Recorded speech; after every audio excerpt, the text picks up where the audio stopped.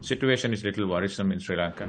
As far as the cyclone is concerned, worst seems to be over, but the aftermath of it and the effect of it now only is getting realized. The situation as of at about 6 o'clock today, about 153 deaths have been reported and 200, close to about 200, around 191 people are missing. India's response has been fabulous and so spontaneous and immediate. We are very, very grateful. I'm extremely, extremely grateful at a time when Sri Lanka wanted them the most. India had reached out. Mr. Sabry, thank you very much for speaking with ANI, sir. I hope you're safe. My first question to you is, of course, on the, what is the current situation in Sri Lanka right now? If you can give us a brief about that, since you are in Colombo. Yeah, thank you very much. And also at the outset, I must also thank the government and people of India for always showing solidarity with the people of Sri Lanka. Situation is a little worrisome in Sri Lanka. I think as far as the cyclone is concerned, worst seems to be over, but the aftermath of it and the effect of it now only is getting realized. Unfortunately, a lot of people throughout the country, unfortunately, none of the districts, 25 districts have been spared by this. Some of the districts are more affected, but no district had been spared. The situation as of at about 6 o'clock today, about 153 deaths have been reported and 200, close to about 200, around 191 people are missing. Many more are unaccounted for, and almost 770,000 people who are belonging to about 217,000 families are affected by this. And the worry is the rising river levels in some of the suburbs of Colombo and Gampaha and western provinces, as well as somewhere close to reservoirs and the rivers could be devastating to the people for the next couple of days. Yeah. Right. Mr. Sabry, you mentioned about India, and yesterday Indian Prime Minister Modi expressed his condolences over the loss of life in Sri Lanka and said that New Delhi was ready to send more aid. India has in fact launched Operation Sagar Bandhu. How do you look at India's swift response? I think India's response has been fabulous and so spontaneous and immediate. We are very, very grateful. This is not the first time. India had always been a great friend of Sri Lanka and a great neighbor to have. So they have stood up to their reputation, the neighborhood first policy. I'm extremely, extremely grateful at a time when Sri Lanka wanted them the most. India had reached out. I remember the same thing during the economic crisis, what India did during my time as the finance minister. Right. So we also saw your tweet where you said that Sri Lanka remembers with gratitude the crucial support that India extended during the 2022 economic crisis, which you just mentioned. So just a broader question, how do you look at India's commitment to its neighbor during crisis? And as historically, India has always, often been among the first responders during Sri Lankan emergencies. So how do you see this bilateral relationship and the continuity in bilateral relationship? I think Sri Lanka and India for now during the last 2-3 decades have excellent relationship bilaterally across the government, across the parties, across the who is in power.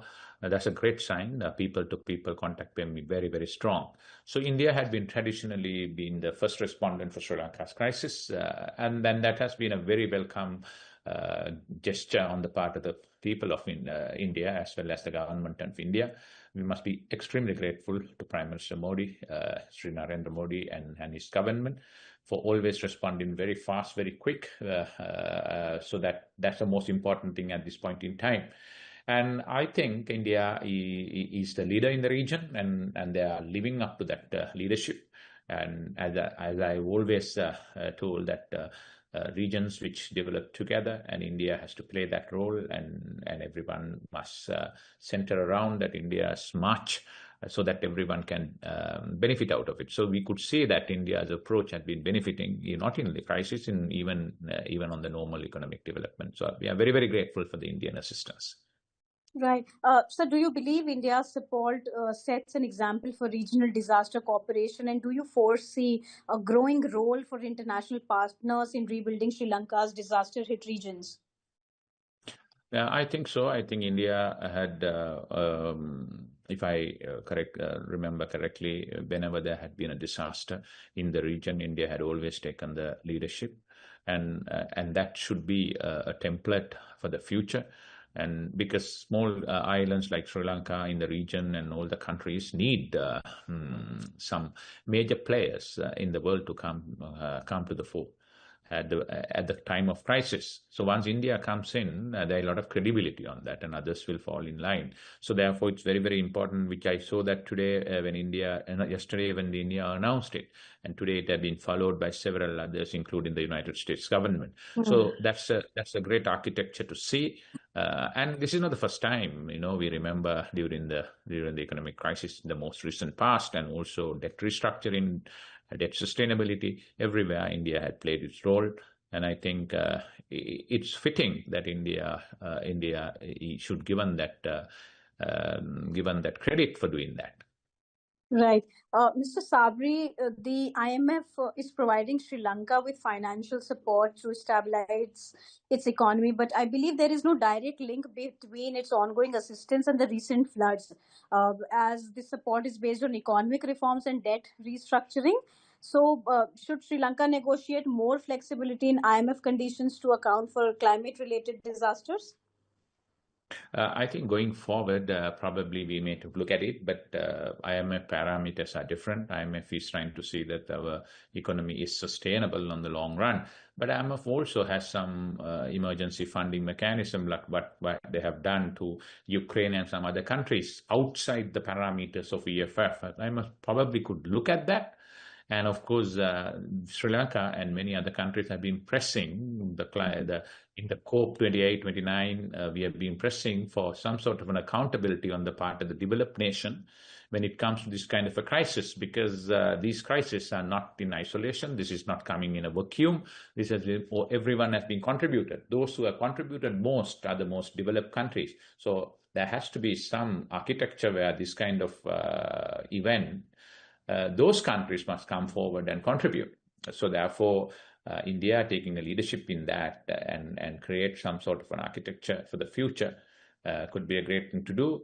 But right now, yes, I think Sri Lanka may need the support of the international community to rebuild our roads, infrastructure. And right now, the priority is to save life, look after the people who have been affected, rescue them. But next couple of days or thereafter, we will have a full account of the extent of the damage which has been caused by this havoc, unfortunately, and that probably a small country like Sri Lanka cannot stand on our own and do that. We need the support of the international community. I hope international development partners and IMF, not under the EFF, but some other emergency funding, or World Banks and multilateral banks and the international community will come in aid of Sri Lanka to quickly rebuild and not to lose the momentum of our great economic recovery, which probably I would say that India played a major role.